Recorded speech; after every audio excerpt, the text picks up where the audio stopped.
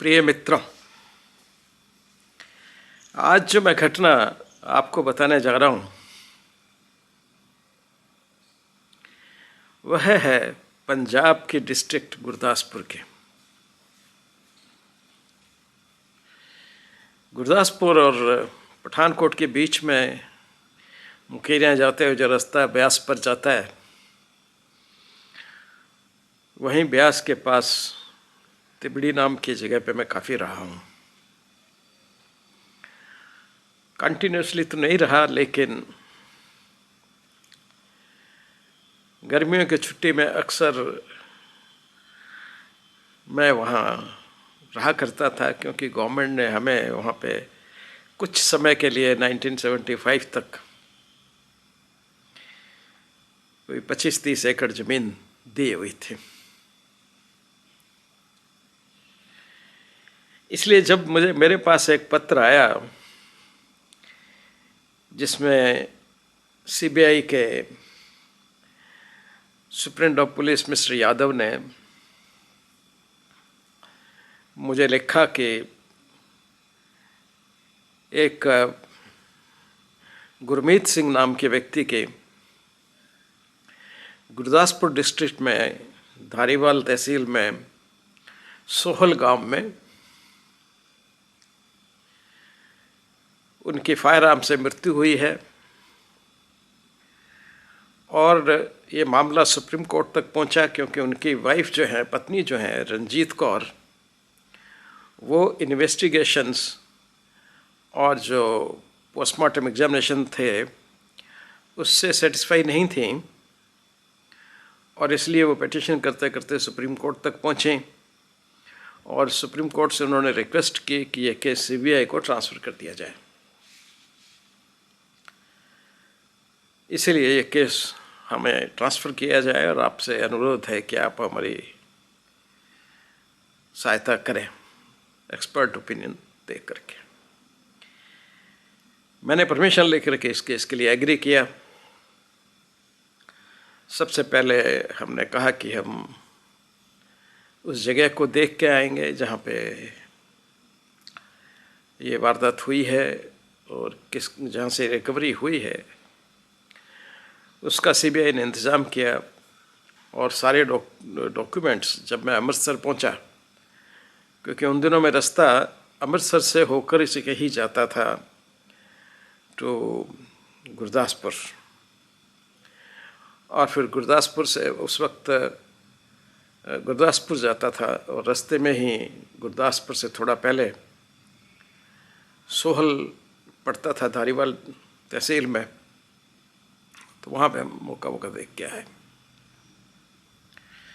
सारे डॉक्यूमेंट प्राप्त किए गए। पता चला कि वहीं के एक डॉक्टर पॉल ने उनका पोस्टमार्टम किया था गुरमीत सिंह जी का। जब उनकी बॉडी मिली बुलेट इंजरी के साथ में, तो उनका पोस्टमार्टम करवाया गया after inquiry into the cause of death के पेपर्स बना करके, और उन्होंने उनकी बॉडी पे 3 चोटें लिखी।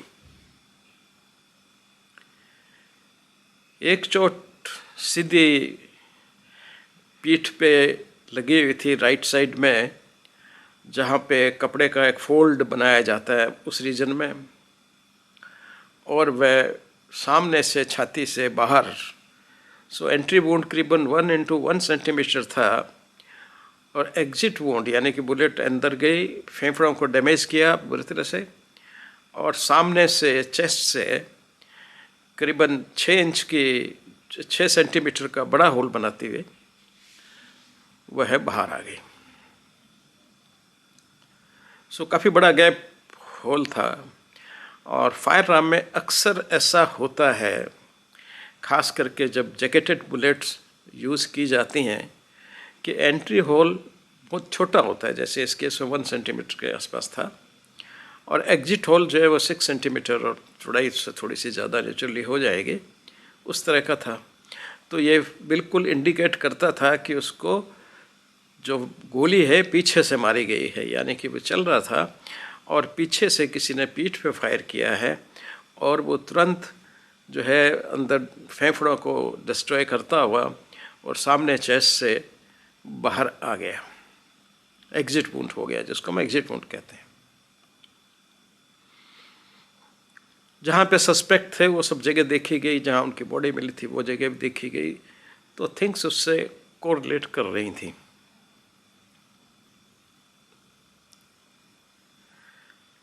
उसके उपरांत जो सबसे बड़ी समस्या थी, जिसके लिए उनकी पत्नी सेटिस्फाइड भी नहीं थी, एक काफ़ी लंबा वुंड चेस्ट की साइड में था। तो उसको डॉक्टर्स भी एक्सप्लेन नहीं कर पा रहे थे, पुलिस वाले भी उसको नहीं समझ पा रहे थे, और इसीलिए जब उनका पोस्टमार्टम करवाया गया तो उसका वीडियो भी करवाया गया और साथ में फ़ोटोज़ भी ली गई।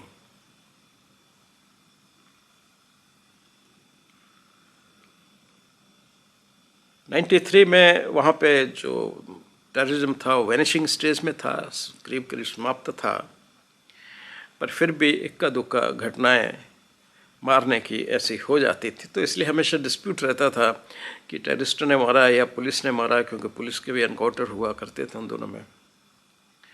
वहीं एक डिस्प्यूट इसमें भी नज़र आ रहा था। गुरमीत सिंह की पत्नी रंजीत कौर ने 93 में ही पहले चंडीगढ़ हाई कोर्ट में केस डाला और फाइनली जब कोर्ट ने एंटरटेन नहीं किया तो सुप्रीम कोर्ट में चली गई, और 95 में उनको ये ऑर्डर जो है 95 में फैसला आया कि ये सीबीआई केस इन्वेस्टिगेट करेगी, और उसी वक्त 95 में ही सीबीआई के लोग मेरे पास आ गए। पोस्टमार्टम एग्जामिनेशन कंडक्ट किया गया था 14/3/93 को।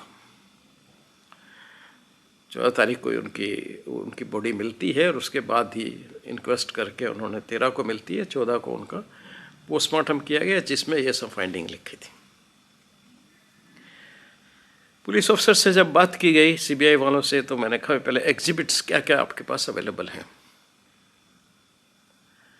डॉक्यूमेंट्स और एग्जिबिट्स को एग्जामिन करना बहुत ज़रूरी होता है। तो सारे रिलेटेड डॉक्यूमेंट्स और एग्जिबिट्स वो हमारे पास लाए गए, हमने उन सबको पढ़ा, ध्यान से देखा, इंजरीज़ के चार्ट बनाए, और साथ में मैंने उनको कहा कि मुझे एक बैलिस्टिक एक्सपर्ट की भी इसमें ज़रूरत पड़ेगी,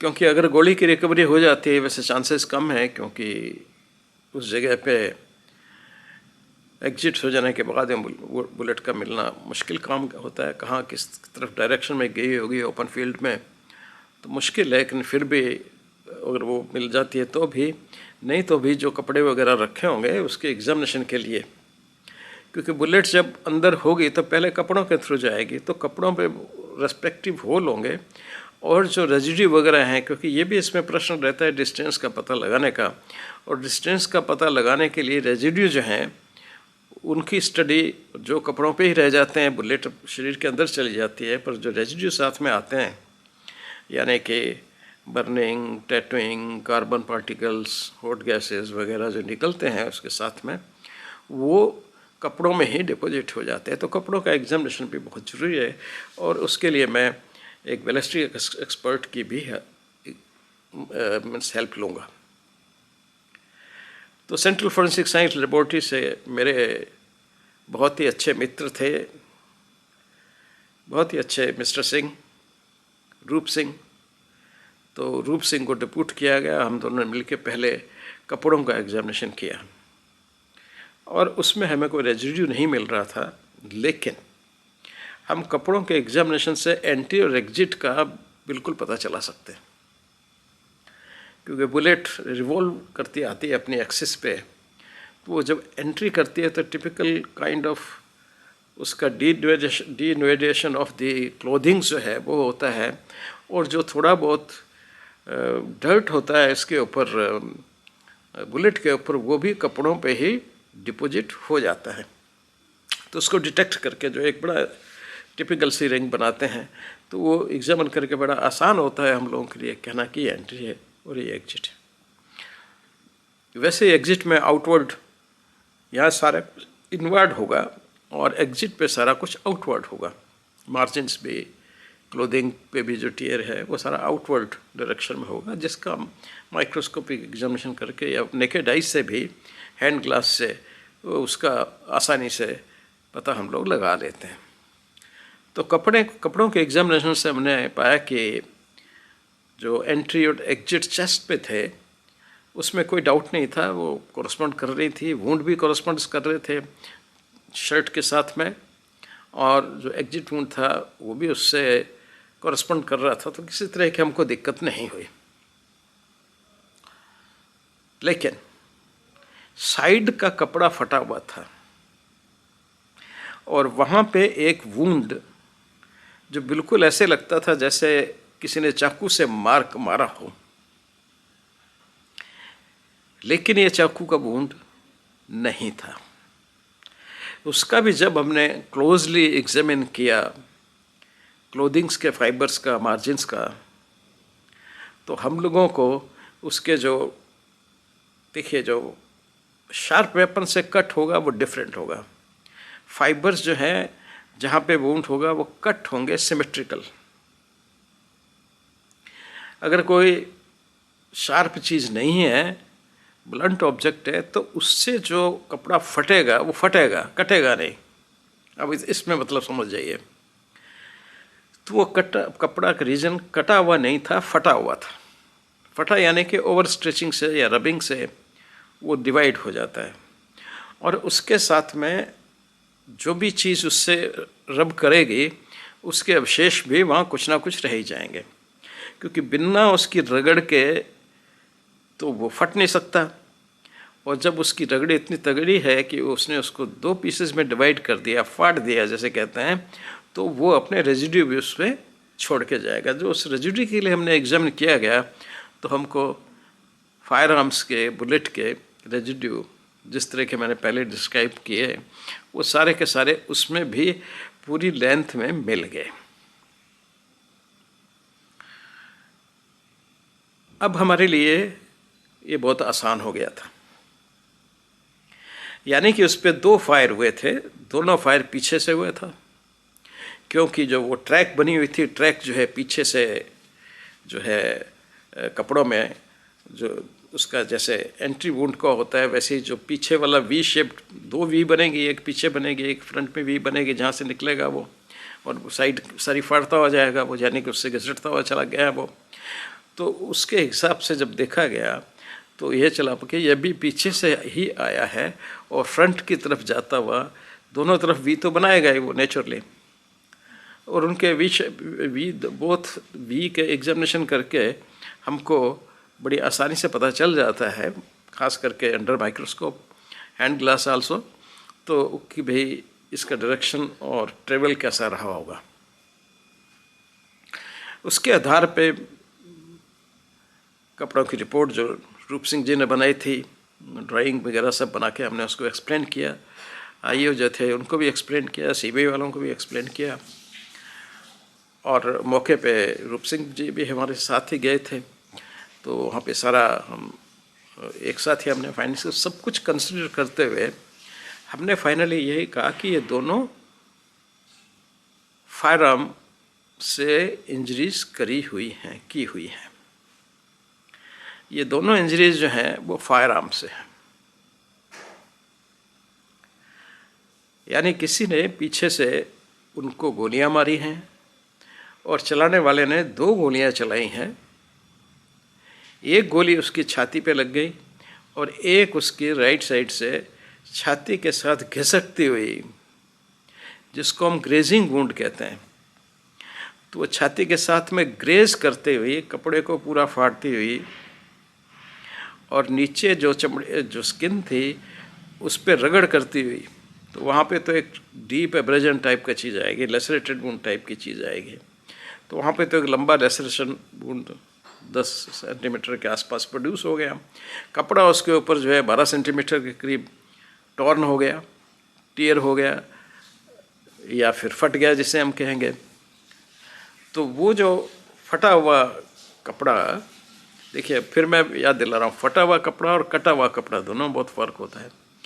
सो शार्प वेपन से वो कटेगा, और ब्लंट जैसी ऑब्जेक्ट से बुलेट ब्लंट है तो वो फटेगा, और उसके मार्जिन्स पे फाइंडिंग्स बिल्कुल अलग होंगे।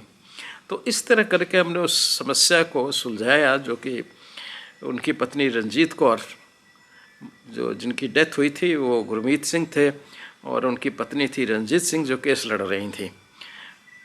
उसके बाद में, और ये मेरे पास जैसे कहा ही मैंने कि 95 में सुप्रीम कोर्ट ने डायरेक्ट किया, और 95 में वो मेरे पास आ गए थे, और सारी ये हमने अपने ओपिनियन दे करके और इस केस को इस तरह से हमने दिया। उसके बाद फिर उन्होंने जो भी एक्यूज थे उनको पकड़ के अपना ट्रायल का जो केस जैसे चलता है वो कोर्ट की ट्रायल में चला। उसका नतीजा क्या हुआ, हमारी एविडेंस हो गई थी, लेकिन अंततोगत्वा क्या कोर्ट ने कहा कैसे किया वो मैंने फॉलो नहीं किया। मेरा ऐसा ख्याल है कि उसका प्रोसिक्यूशन हो ही गया होगा। तो ये थी कहानी गुरदासपुर की, जहाँ मैं कुछ समय रहा था, उस डिस्ट्रिक्ट में जहाँ मैं रहा था। वो हालांकि क्लोज टू पठानकोट था, पर पठानकोट भी उस वक्त गुरदासपुर में था। गुरदासपुर बड़ी डिस्ट्रिक्ट थी और पठानकोट एक तहसील थी उसकी, तो वहीं पे मैं रहा था। तो मुझे आज ऐसे याद आया ये केस, तो मैंने कहा चलो आपसे शेयर करता हूँ। धन्यवाद।